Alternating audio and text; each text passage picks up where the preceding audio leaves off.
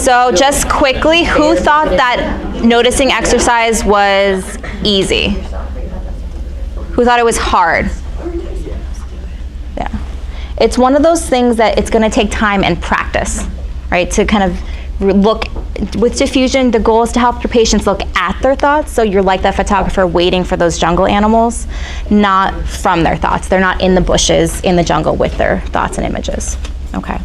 And so with diffusion, I think Dana had alluded to this earlier, the goal is not to feel better, right? We're not doing anything with that clipboard. We're not trying to get rid of it. And the goal, though, of diffusion is to reduce how influential your thoughts are on your actions. So it's, emotions, memories, images, thoughts, sensations, all those internal private experiences that only you are privy to is what we're talking about here. And so instead of trying to turn off the doom and gloom radio, that negative channel that's always playing through your mind, you can maybe notice which radio station is playing and choose which one you want to buy into, or which one you just want to be aware of in the background. Okay.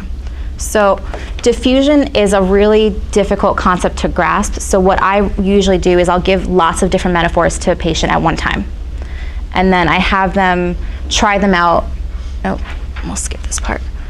We have them try them out at home on their own and see what resonates with them, what sticks, what makes more sense to them. Because what you come up with, what makes sense for Rahil is not going to make sense for Dana or for Martha or Lizzie, right? So your brain processes language a little bit differently, so which metaphor makes sense is going to vary. And your patients might come up with their own metaphors.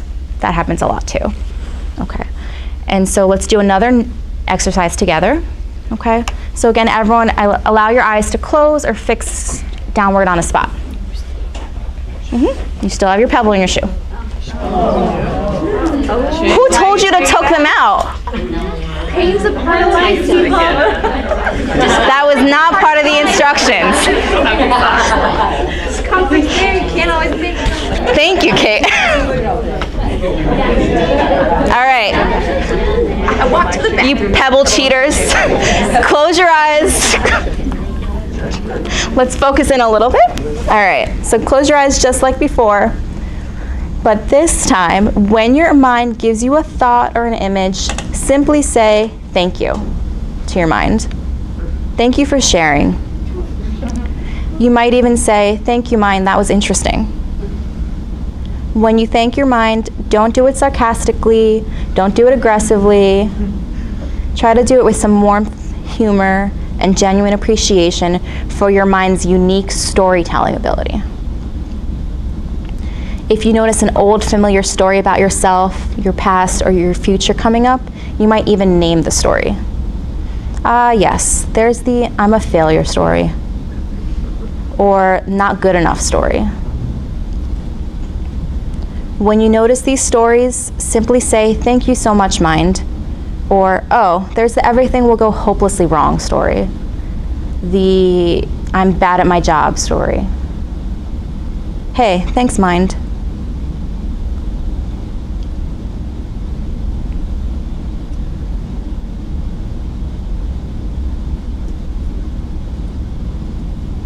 Okay, and then when you're ready, you can come back in.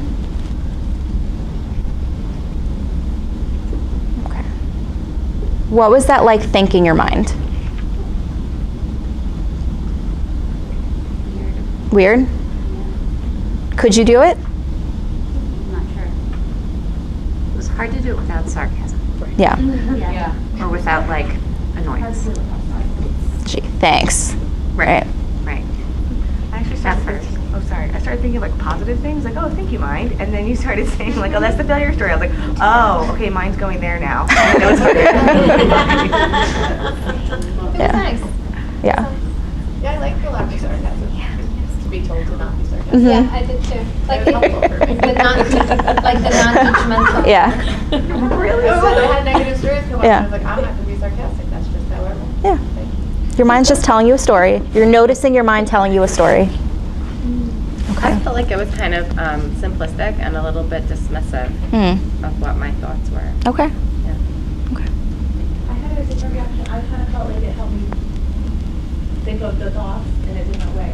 Like the thoughts that would have been annoying or stressful. It was like, thanks for helping me take care of that. And thanks for making me realize like what doesn't matter. Yeah, I think for me, it's not about dismissing your thoughts. It's just being aware that they're there and letting yourself create some space from them. And so there's this litany or this list of different metaphors you can do to kind of turn thoughts into more of an object that you can look at. And you're not stuck with that lens that you're looking through your thoughts, but they're really like, there's your thinking self, which has the experiences, and then the observing self, which can notice the experiences. You notice yourself thinking. You ever like catch yourself, you're driving and you don't know how you get there, then all of a sudden you're like, wait a minute, what happened here? That's, you were so fused with what was in your mind that you didn't notice your external experience. And when you caught yourself, that was your observing self being present again, contacting the current moment. Okay. And so the more you kind of can practice diffusing or otherwise creating space from your thoughts, you start giving yourself space from the thinking self and deciding which thoughts you're going to buy into and which ones you're just going to acknowledge as being there. And maybe you can choose to listen to a different channel. Okay. And which ones you might just let pass on through. Like, I'm struggling with pediatrician, I'm never going to get there with them. You know what? Okay, I'm having that thought right now. I'm going to let it pass and shift my focus to working with what's next. And I think something to drive home with your patients is the idea that your thoughts don't actually control your actions. And you can acknowledge, I can really feel that way sometimes. And one way to show them that it doesn't actually control it is like silently repeat to yourself right now, I can't lift my arm. So repeat in your mind, I can't lift my arm, I can't lift my arm, I can't lift my arm. And then lift, as you're saying it, lift up your arm. So your mind was telling you you can't lift your arm, but you did it anyway. Some of you might have actually hesitated a little bit before you lifted your arm, and that's just because we're so used to listening to our mind that you kind of believed it there for a second. Okay. And so you could also do things like repeat to yourself, stand up, stand up, stand up, while you stay seated. So your mind is talking to you, it's telling you to do something, but you're doing what it's not telling you to do. Okay. And that can be helpful in kind of creating, like, you don't have to do it just because your mind is telling you to do it. Okay. So I think we're getting a little bit close to the end. So I'm just gonna, in your packets, I'll show you all. We have a half sheet of paper which walks you through some scripts of how to do these metaphors with your patients. I would read the whole script with them in one go. It takes about 5 minutes, and that way they can practice these on their own. And then, okay. I like that picture up there because it takes you through the steps of diffusion. So, the left one, it says, the person is thinking, I'm stupid. The next phrase, they're thinking, I'm having the thought, I'm stupid. I'm noticing I'm having the thought, I'm stupid. So you take it from the thought to acknowledging the thought to noticing you're acknowledging the thought. Again, you're creating as much space as you can from the actual thought, I'm stupid. Okay. ACT has a lot of metaphors, like I've mentioned before, that help you explain all these concepts in one simple picture. And the top ones, you can actually find videos of them online. They're on the YouTube playlist that Kim put together, and they're on the web resources Excel file that everyone should have links to. Okay. And so the samurai and the fly, passengers on the bus, which I explained earlier, demons on the boat, internal hijackers, which is an airplane one, unwanted party guest. So you're the host of a party and there's a guest that's coming you don't want along the way. You can talk about that your anxiety or depression is that you're stuck in a tug of war with them. So what's your anxiety monster doing? You're on the other end of a pit pulling on a rope with them. And every time you pull, maybe it's yelling at your mom, maybe it's trying a new party drug, maybe it's skipping school, whatever it is, those things, cutting, whatever that might be, it's every time you're pulling on the rope and your monster pulls back. And so with ACT, the goal is not to let go of the suffering. You're not getting rid of your pain, but you're just dropping the rope, dropping that struggle. Okay. So my patient before, she wasn't getting rid of the passengers on her bus, she was just moving them to the back. They're still on her bus, in herself, in her context, but she's still guiding herself and taking mindful, values-guided actions. Okay. And so how's everyone's pebbles now? Okay. still there, right? Yeah, but not as huge. Okay. And were you able to focus on what we were doing? Yeah. Okay. Except for that break that a lot of you took. Okay. So what I encourage you to do is watch these videos on your own. They take anywhere from 2 and 3 minutes to 5 minutes, and see if you can pull out what the metaphor is. Which character or object represents pain? What are fusions examples? What's experiential avoidance? When is the character finally taking back their attention to what are workable choices? And see, how could you do this with your patients? I would watch the video with them and then debrief with them, like have them say what they got out of it. What meaning did they pull from it? Okay. And these last sets are actual activities you can do in your visit. So tug of war, if you wanted to get a string or a rope, you could actually model doing the tug of war with your patient. They can play themselves. You can play whatever monster or suffering that they're doing. And you pull and you mention all the things they've told you about that they do that are self-harmful. Okay. Chessboard, you could use a checkerboard, whatever it is, symbolizes the self as context, so that's your patient. All the pieces on top are the different thoughts or images rolling around, doing different things, but not actually changing or hurting the chessboard. Same thing, like you could talk about weather in the sky. The clouds may storm, but the sky never stays the same. It doesn't get hurt by the weather or the clouds or the thunder or the sun. It's still there. The clipboard you saw earlier today, we did the pebble and the shoe together. I would invite you to also put a pebble in your shoe if you're wanting your patients to try this out. Okay. And so you can't get rid of your fears, but you can learn to live with them. Is kind of the overall gist. So in the last few minutes we have, we can talk about cases, we can talk about more questions anyone might have.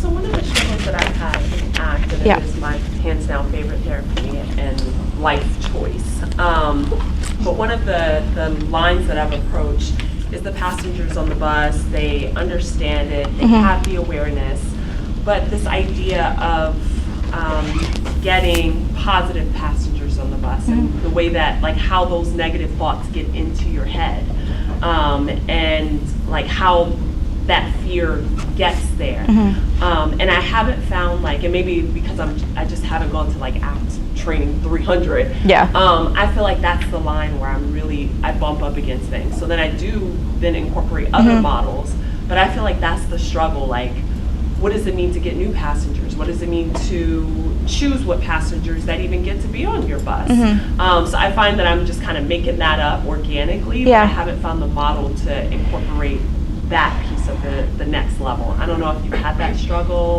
Yeah, and I think the way I approach it is similar to you, where I'll pull in other pieces. And I think someone talked about ACT as like kind of a smorgasbord or a buffet, right? You pull a little bit here and there. But I think what I would say to choosing which passengers get on your bus is you can't really choose which ones show up, right? So it's just this radical acceptance or willing of what does pop up. What is your mind giving you? And you know, if you do incorporate other strategies, you might learn other skills, and organically these other things start popping up more. Or if you're thinking about your mind as a radio, the positive station starts playing more often, and the doom and gloom radio starts playing less often. But at first you have to just be aware of what's going on. So you can't jump from having no concept of what's going on in your mind to now trying to switch it. Like, let's first start at the basic level. What is going on? What are you noticing your mind is getting up to?